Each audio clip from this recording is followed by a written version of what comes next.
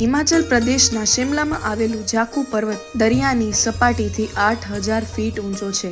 આ પર્વતની ટોચ પર આવેલું જાખુ મંદિર ભગવાન હનુમાનને સમર્પિત છે.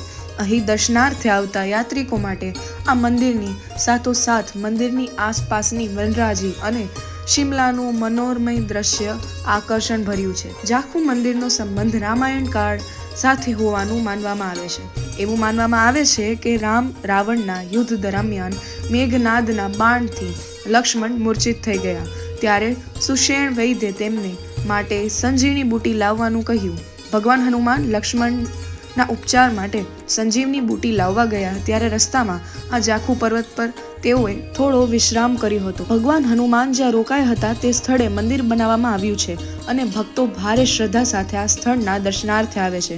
જાખુ મંદિરનું સૌથી મોટું આકર્ષણ અહીં બનાવવામાં આવેલી ભગવાન હનુમાનની 108 ફીટ ઊંચી પ્રતિમા છે.